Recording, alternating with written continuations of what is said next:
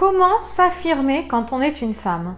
Bonjour à toutes et à tous et bienvenue dans cette vidéo. Je suis Aude Froger, votre coach experte en épanouissement personnel. Et je vous accompagne à avoir une vie pleine de sens dans laquelle vos actions quotidiennes servent vos priorités de vie et vos valeurs. Si c'est la première fois que vous êtes sur ma chaîne YouTube, je vous invite à cliquer sur le petit bouton s'abonner juste en bas de la vidéo pour recevoir toutes mes prochaines vidéos directement dans votre boîte mail.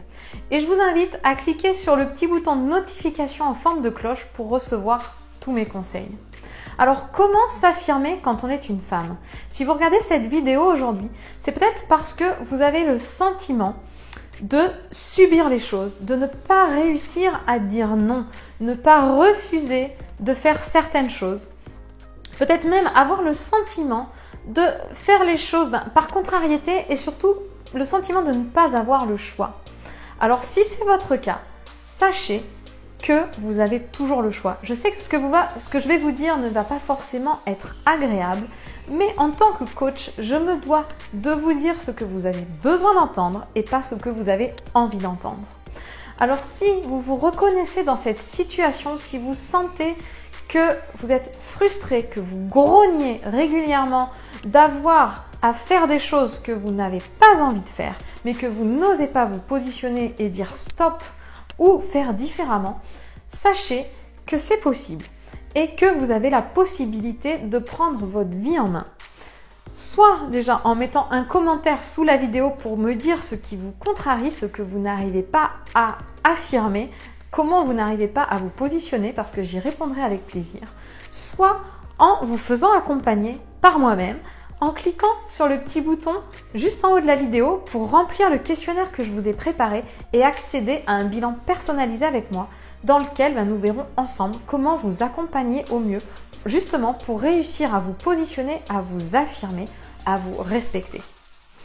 Alors pour revenir à la vidéo, ce que je veux vous dire, c'est que quand vous avez le sentiment de ne pas avoir le choix, sachez que c'est juste une impression parce que vous avez toujours le choix d'accepter ou le choix de refuser. Et pour ça, je vais vous illustrer avec mon exemple personnel parce qu'il y a encore quelques années, je rentrais à la maison après le travail. Et donc, il y avait bien sûr le repas, les devoirs, les enfants à coucher, la lessive et tout un tas de choses qui, quand on est femme ou même homme, mais généralement quand on est une femme, c'est encore bien ancré en nous ce sentiment de devoir tout faire. Et justement, je faisais tout, mais je grognais. Je râlais. J'en avais marre, mais c'est pas possible, c'est toujours à moi de le faire. Et puis de toute façon, j'ai pas le choix. Si je ne le fais pas, qui va le faire?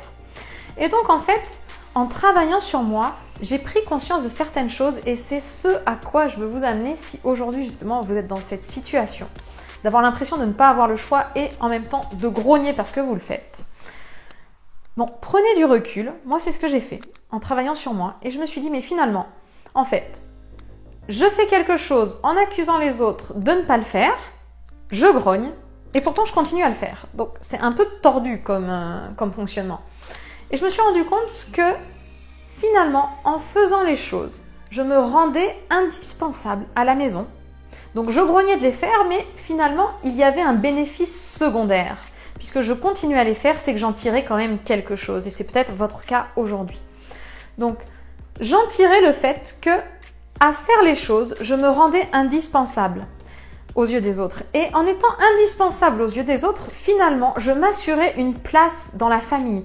Je m'assurais une existence, le fait de ne pas être transparente, puisque les autres avaient besoin de moi pour faire ça, cela veut dire au moins qu'ils ne m'abandonneraient pas, que j'aurais toujours une place et je me mettais en sécurité de cette manière-là.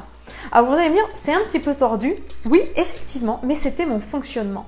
Et je sais que c'est le fonctionnement de beaucoup de femmes. C'est pour ça qu'aujourd'hui, je tiens à faire cette vidéo. Parce qu'en fait, on ne fait jamais les choses par hasard.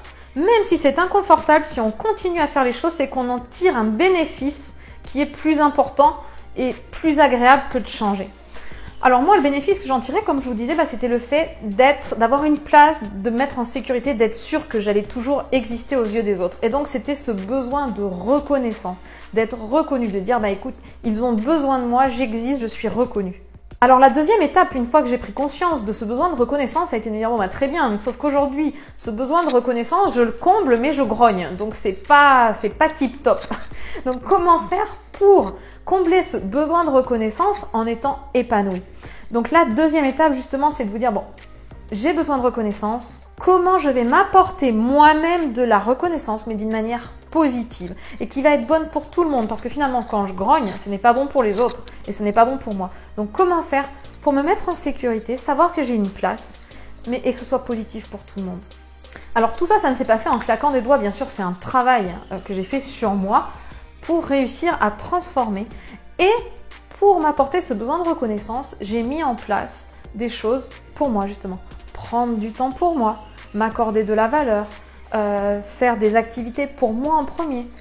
Et en faisant des choses pour moi, ça m'a permis aussi de me remettre à une place qui était la mienne.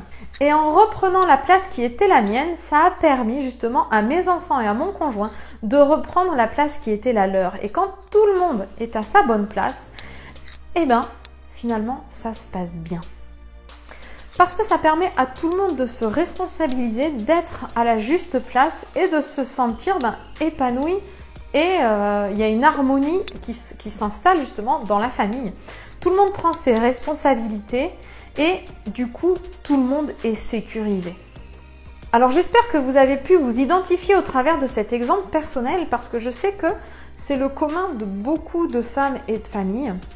Donc je vous invite à laisser des commentaires, à me dire si justement ça vous a permis de comprendre des choses, de prendre conscience de certaines choses pour pouvoir modifier votre comportement.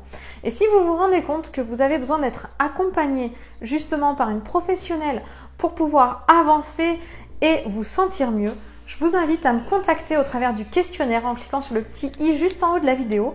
Remplissez le questionnaire pour obtenir un bilan personnalisé avec moi afin qu'on voit ensemble comment je peux vous accompagner au mieux pour vous permettre d'être à votre place, de vous combler vous-même et d'avoir justement une vie plus harmonieuse, plus épanouie et des relations plus sereines.